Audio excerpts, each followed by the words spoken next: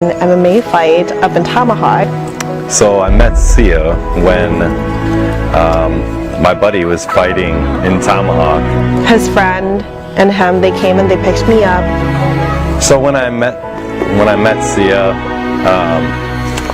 I was very, I don't know, into her, I guess you could say. Like, I wanted to get to know her better and hang out.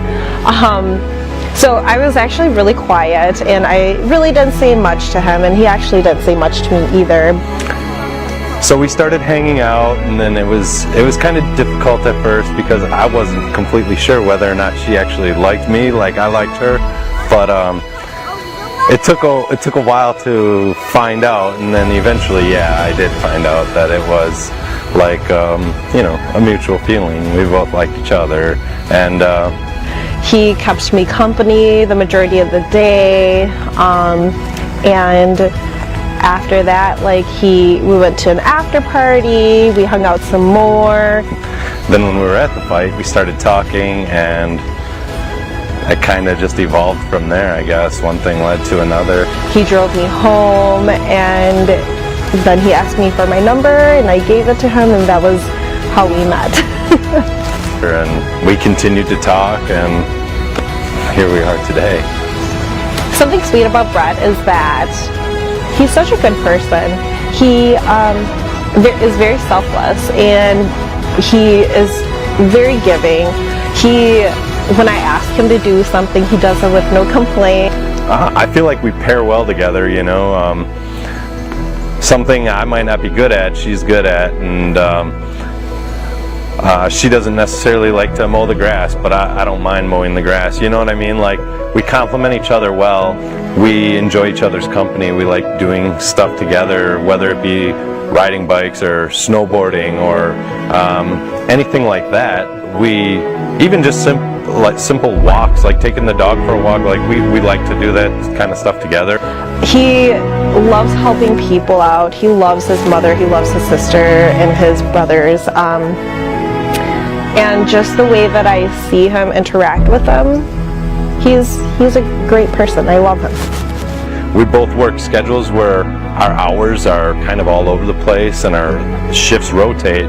So I mean, when we have time off and we have time off together, we like to spend time together, you know, doing something or doing nothing.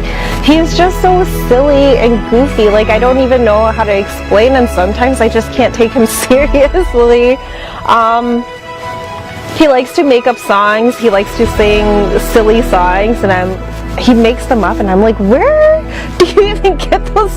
Like, how do you even come up with that? Sometimes, like, I didn't think that he had the romantic side in him, but when he proposed to me, I was just like, oh my god, this man. So when I proposed to Sia, it was the weekend of December 11th. The 11th was actually the day that he proposed to me. Her sister happened to be at our house down in Milwaukee for the weekend, and she had brought two of Sia's nieces with her. That weekend, I had my sister Alex and my two nieces, Charlotte and Gracie, come over to my house because I wanted to have a girls' weekend with them.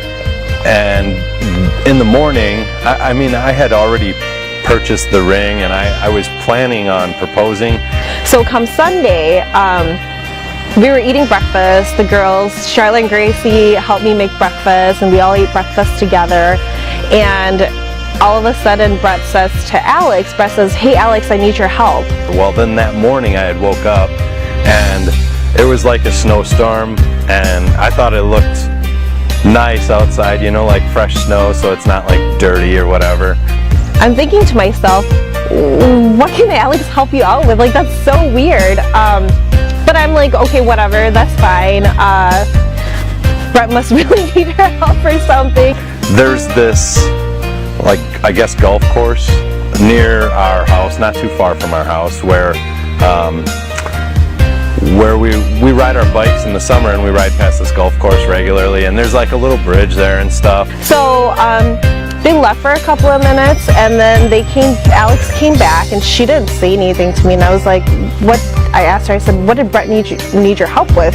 I forget, it was like something, and I just kind of blew it off, like, okay, not a big deal. So I had said to Sia, I was like, well, maybe we should go and take photos of you and your sisters, or you and your sister and your nieces at this bridge, because the snow looked kind of cool. And so he got all of the camera gears and stuff, and we drove down the road, and I just quickly put on makeup. We went out and we were taking pictures. He took pictures of my sisters and I and my niece. So we were taking photos, and we took photos of her and her nieces and her sister. And then Brett says to me, "Hey Sia, we don't have a lot of pictures together, so why don't we take some pictures together?" And I'm like, okay, like we're not ready for this, but sure, that's fine. So we were taking pictures, and my sister had the camera. And then it was like our turn to take a few photos, and so we took a few photos. She took a couple of shots, and then I turned around and looked. And then Sia turned her back to me. And Brett was down on one knee. And then I just, I dropped down and I was like, "Will you marry me?" And then Sia's like... So I was like, "What are you doing? Get up. Like, it's cold. What are you doing?" I had no idea that he had gotten the ring, and he asked me to marry him, and I was very surprised. She thought I was joking at first, actually. Like, she's like, "Stop it." And I thought that he was completely joking, because he's a big jokester. But I wasn't joking, I was serious. And so then she said yes, and we took a few extra pictures, and that's pretty much how that had played out. Prior to, because I hadn't spoken with her father yet about like getting married and that sort of thing, that morning when I was kind of putting this plan together in my head as to how I was gonna do it, and like I kind of schemed together this little plan. So while I was thinking up this plan, I was like, well, I gotta call her dad and just like ask him. So I went down to the basement of my house to try and call him, because it's cold outside, you know. And when I went down to the basement, I tried to call her dad, and I was talking to him on the phone for a little bit, but he wasn't quite understanding what I was saying. So then I was like, "Hold on, I'll give you a call back." And so I went upstairs, got her sister, and then me and her sister went downstairs because I was remodeling the basement. I was like, "Oh, I just want to get her opinion on a few things." So then I went down to the basement, and while we were down in the basement, I had her talk to Sia's dad for me, and then yeah, basically, you know, she explained what I was trying to do, and her dad was like, "Oh yeah, that's okay." So it took a little extra work, but we made it happen. Just the 9 years, it was tough, but it was also really good for us.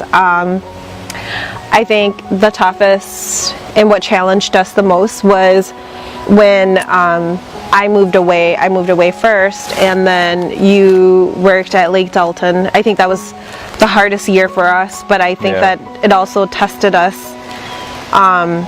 We grew from it, I would say. Yeah, and like that year, it just made me realize how much we were meant for each other, and it made me realize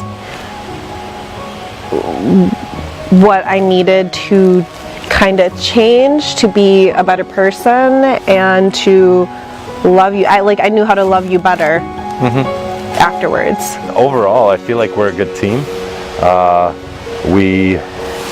Like I was saying earlier, we kind of complement each other. Like, we're able to help each other to meet our common goal. I also think that when we're together, a lot of people would say that we're really funny. Like, I feel like sometimes we have a lot of sarcasm in us, but it's all fun and games. Yeah, we don't take things real seriously. Neither of us are really planners, so when it comes to like something big like this, a wedding, we're spur of the moment people. We wake up in the morning, just like how I proposed to Sia, you know, it's spur of the moment. Like, wake up in the morning, look outside, and like, oh, it looks nice out. Hey, today's the day. You know, I mean, that's just kind of how we are. The other value that Brett and I both have, which I think has always been there from the beginning, is family. Yeah. I absolutely love hanging out with my family. Without them, I wouldn't be the person that I am today.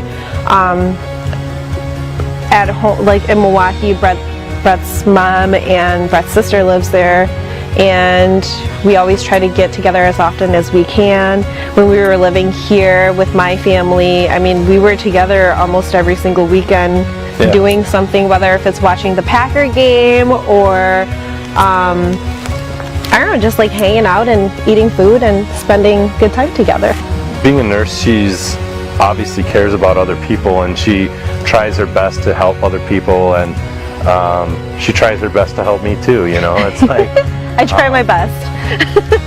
what can I say? I think that like her compassion and empathy, I see it probably more than a lot of other people, because you know, when she comes home from a bad day at work or whatever, she might talk to me about that, and I mean, I listen and try to help her with whatever, you know, she's going through at that time. But I mean, it's one of those traits that I think that you want in your wife.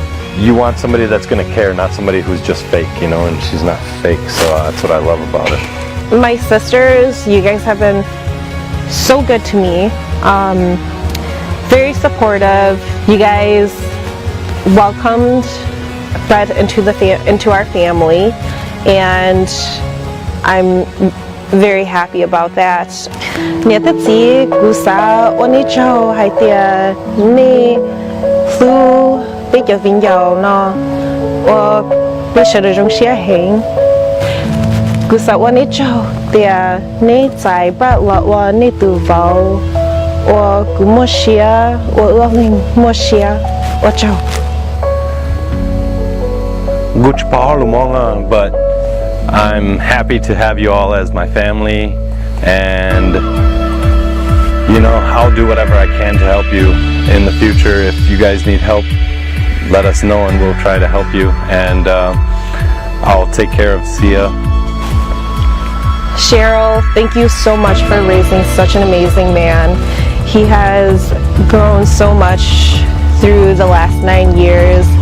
He has been such an amazing person, loving and caring. You have done such a great job, and I thank you so much for that. Mom, Dad, Nathan, Stephen, Claire, Nick, Brianna. I don't know if I said your name yet, but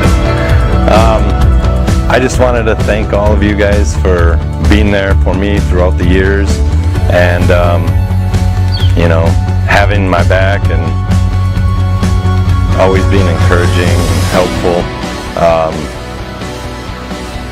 Might not be a perfect family, but it's perfect for me. This is everything that I could ever want. And, I think that I feel like I have the best family. So thank you all for that, and thanks for your love and support along the way. We kind of look to our families for guidance, you know, with some things, and especially like when it comes to marriage and that sort of thing, because you want to have people who are successful with something. You want to look to them for advice in situations that you're not familiar with. So being that neither of us were married before, we kind of look toward other people that we know in our families, and you know, if we need advice or we have questions or whatever, we have people that we can rely on, and they can rely on us as well, because we know that a family is very important to us, both of us. In 20 years, I want to feel the same way that I do right now about you. And I'm just really happy with you, and you make me really happy. It's hard not to be happy with me though, right? Oh gosh. I would hope that in 20 years, maybe in 20 years we'll be able to help our children through something like this, you know, or maybe 25, but you know what I'm saying? It's like, as a parent, your job is to raise children, and obviously we all make mistakes along the way, but we learn from them, and we want to try and teach them so that they don't have to make the same mistakes we made, you know? And it's like, Sia will make a great mom, and hopefully I'll make a great dad too. I think we work really good together too. Yeah, I do think that we really equal each other out, for sure. I would concur. I think, yeah. Yeah.